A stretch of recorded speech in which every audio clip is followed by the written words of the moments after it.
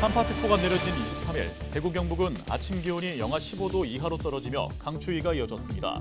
기상청은 25일 오후부터 점차 기온이 올라갈 것으로 전망했습니다. 경상북도와 경북교육청, 도내 9개 시군이 교육발전 특구 시범사업 유치를 위해 업무 협약을 체결했습니다. 정부의 대형마트 공휴일 의무휴업 전면 폐지와 관련해 대구시가 첫 출발점이 됐다고 밝혔습니다. 의무휴업일 평인 전환 후 6개월간의 효과를 분석한 결과 전통시장과 주요 소매업의 매출액이 증가한 것으로 나타났습니다. 경상북도가 제59회 전국 기능 경기 대회를 유치했습니다. 59회 대회는 올해 8월 24일부터 30일까지 구미와 안동 등 4개 시에서 열립니다.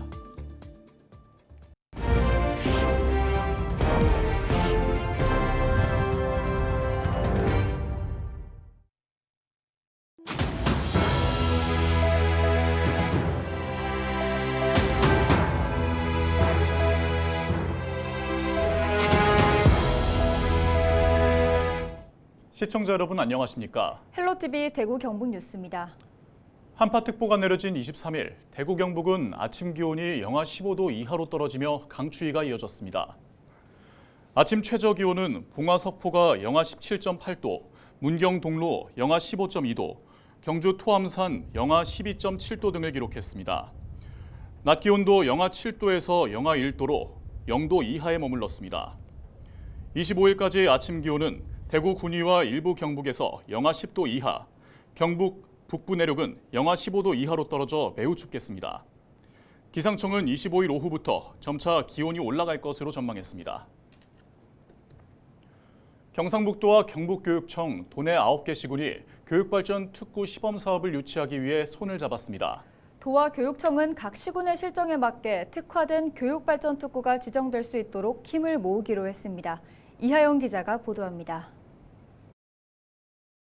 유아부터 대학, 취업까지 이어지는 교육을 연계해 지역의 인재가 지역에서 태어나서 다른 곳으로 떠나지 않고 지역에 머물 수 있도록 종합적으로 지원하는 교육발전 특구. 올 3월 최종 지정을 앞두고 있는 가운데 경상북도와 도교육청, 기초단체가 시범지구 지정을 위해 공동 대응에 나섰습니다. 이번에 특구 공모에 신청한 곳은 9개 기초단체로 각 지역의 실정에 맞는 특화 모델을 준비했습니다. 안동과 예천은 K-인문교육과 지역산업과 연계한 상생 모델, 봉화는 이주사회를 대비한 교육 국제화 환경 조성, 포항은 첨단 과학과 신산업을 견인할 창의 융합형 인재 양성 등 교육 혁신을 통한 지역 소멸 위기를 극복하는 방안이 담겼습니다. 지금은 교육 때문에 수도권으로 많이 갑니다. 또 외국으로도 가고 이런 사람들이 여기서 공부할 수 있어서 여기 취직할 수 있는 그런 좋은 제도이기 때문에 쉽게 하면은 유목민 생활을 이제 그만두고 정주민 생활을 할 수 있다. 그래서 지역 발전에 핵심적인 역할을 하리라 생각합니다. 경상북도와 도교육청은 최대한 많은 시군이 지정될 수 있도록 행정적 협력을 강화하고 교육 특구로 지정되는 시군에 재정 지원을 약속했습니다. 우리 학생들이 고등학교를 졸업한 후에 지역의 대학에 진학하고 지역의 기업에 취업을 해서 지역에 정주할 수 있는 그런 여건을 대학, 지자체, 기업들과 함께 힘을 모아서 만들어 가겠습니다. 한편 교육발전 특구 시범 지역은 3년간 최대 30억에서 100억 원의 특별 교부금과 지역 맞춤형 특례 적용을 받게 되며 3년간 시범 운영 후 교육발전 특구위원회의 평가를 거쳐 특구 정식 지정 여부가 결정됩니다. 헬로티비 뉴스 이하영입니다. 경주에서 창업하는 청년들이 늘고 있습니다. 경주시가 해마다 청년들의 창업을 지원하면서 창업 선후배들 사이의 협업과 시너지도 기대되는데요. 나만의 색을 찾아 경주 황호동 원도심에서 경주 쌀로 만드는 떡 공방을 창업한 청년을 소개합니다. 신병균 기자가 전해드립니다. 경주 황호동 디저트 떡 공방, 구운 찰떡을 오븐에서 꺼냅니다. 흑임자와 단호박, 녹차, 파래, 허니버터 등을 섞어 쌀로 만들었습니다. 상자에 담아 포장하면 설과 추석 등 명절 선물로 안성맞춤입니다. 경주에서 아동요리 강사로 활동하고 있는 김다운 청년은 지난해 11월 황호동 원도심에서 떡 공방을 창업했습니다.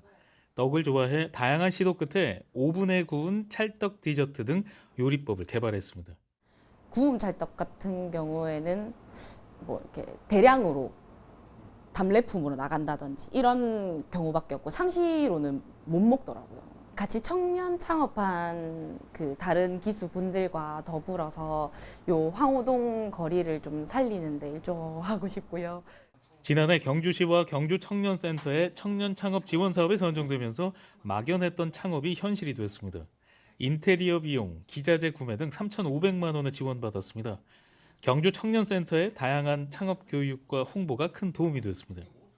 청년 창업 점포들 19개 점포를 한 책자에 담아서 저희가 뭐 관공서뿐만 아니라 기타 기관들에게 배포를 하면서 이 점포들이 서로가 좀 유대감을 가지고 같이 좀 자극도 받으면서 같이 서로가 좀 상생할 수 있는. 경주청년센터의 도움으로 경주시 등 관공서에서 주문이 이어지고 있습니다. 쇠퇴했던 원도심에 청년들의 창업이 이어지면서 인근 상인들도 상권 활성화를 기대하고 있습니다. 아무래도 청년분들이 여러 군데 이렇게 들어오다 보니까 거리도 되게 밝아진 것 같고, 그리고 앞에 떡하고 이런 것도 제가 먹어봤는데 되게 이렇게 쿠키 같기도 하고 떡 같기도 하고 되게 좋더라고요. 좋은 것 같아요. 거리가 살아나는 것 같아서. 먼저 창업한 청년들과의 협업, 시너지가 더해져 경주 황호동 거리가 활기를 되찾을 수 있을지 관심이 모아지고 있습니다. 헬로티비 뉴스 신병균입니다. 경상북도가 제59회 전국 기능 경기 대회를 유치했습니다. 전국 기능 경기 대회는 우수 숙련 기술자 발굴과 사기 진작을 목표로 지난 1966년 제1회 서울 대회를 시작으로 매년 개최되고 있습니다.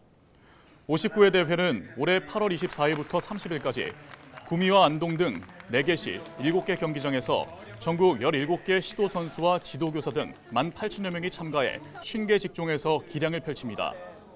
경북도는 1977년, 1993년, 2008년 대회 이후 16년 만에 4번째로 대회를 유치했습니다.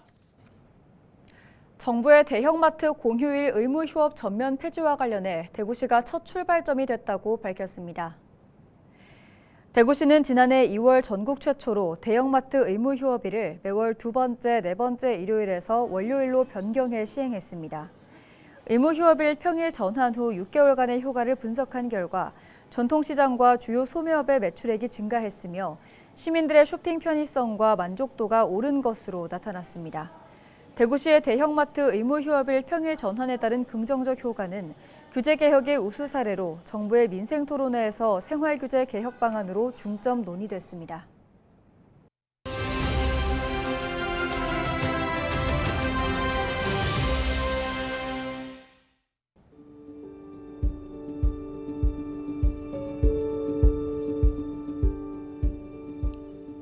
정부가 대형마트에 적용하는 공휴일 의무 휴업 규제를 폐지하기로 했습니다. 당초 대형마트 영업 규제는 골목 상권을 보호하기 위해 도입됐습니다. 하지만 정부는 유통시장 경쟁 구조가 변화함에 따라 국민들의 불편만 가중해 규제를 원점에서 재검토해야 하는 상황이라고 설명했습니다.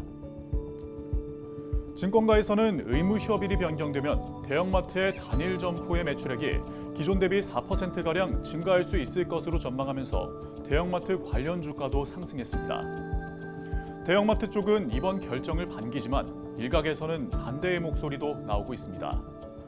공휴일 의무 휴업은 골목 상권의 최소 안전망이라는 이유에서인데요. 대형마트 노동조합도 노동자들의 휴식권 보장 등을 이유로 평일 휴업 전환에 반대하고 있는 상황입니다. 정부는 국회와 긴밀히 협조해 법이 개정되도록 한다는 방침인 가운데 4월 총선과 맞물려 법 개정 논의에 당장의 속도가 나기는 쉽지 않을 것으로 보입니다. 국회의 문턱을 넘는데도 어려움이 따를 것으로 예상됩니다. 데일리 브리핑이었습니다.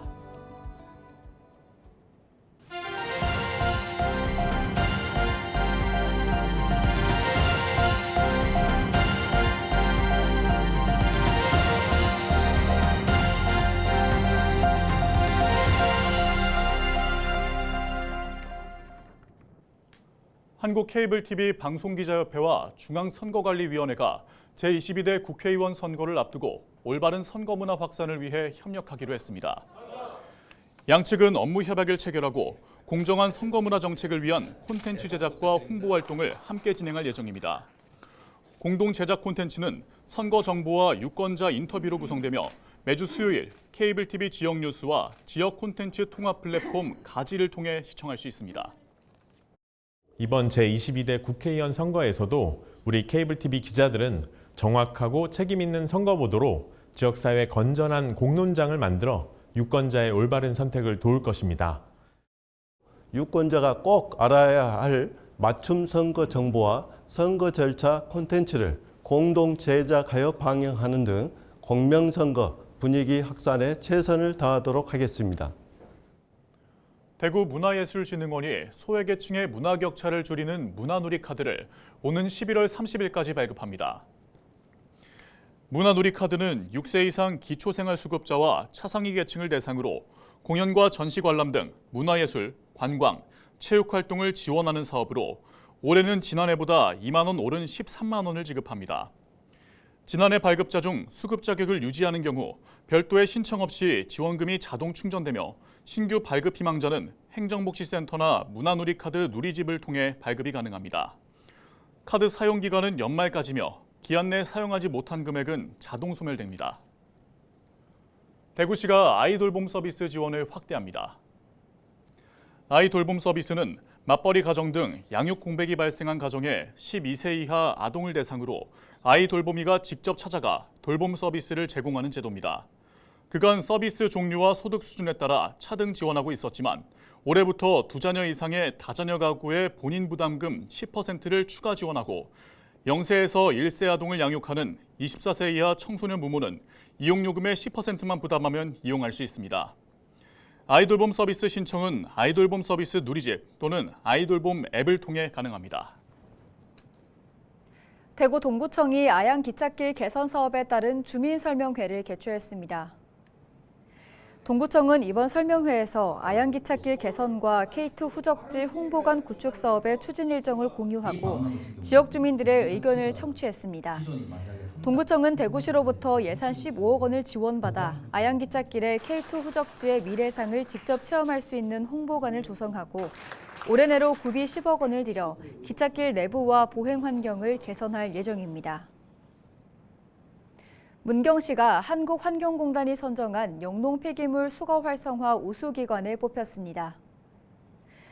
문경시는 농촌 지역의 환경오염과 산불 발생의 원인이 되는 용농 폐기물의 수거량을 늘리기 위해 시 예산을 투입하고 수거 등급제를 실시해 보상금을 차등 지급하는 등 용농 폐기물의 올바른 수거 문화 정착과 수거 품질 향상에 기여한 성과를 인정받았습니다.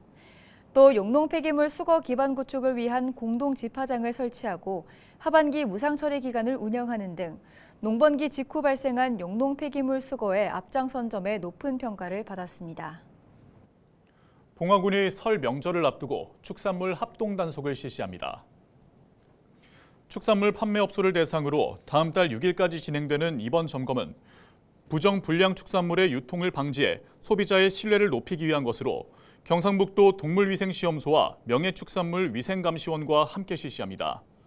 주요 점검 내용은 운반 과정의 위생적인 취급과 냉장 냉동 기준 준수 여부, 불량 달걀 유통, 축산물 이력제 준수 등으로 축산물 수거 검사도 이뤄집니다.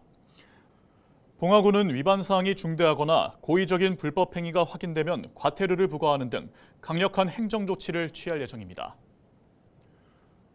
영주댐 패러글라이딩 시설 조성 사업이 본격적으로 추진됩니다. 최근 도내 지자체 중 유일하게 경북도의 산림 레포츠 시설 조성 계획을 승인받은 영주시는 이에 따라 평은면 강동리 일대에 2만 5천여 제곱미터 규모의 패러글라이딩 시설을 오는 2025년까지 완공할 계획이라고 밝혔습니다. 이는 지난해 준공된 영주댐 주변의 관광 인프라를 획기적으로 개선해 지역 명소로 만들기 위한 사업의 일환으로 영주시는 이 밖에도 스포츠 콤플렉스와 체험형 익스트림 스포츠 단지 등을 구축할 계획입니다.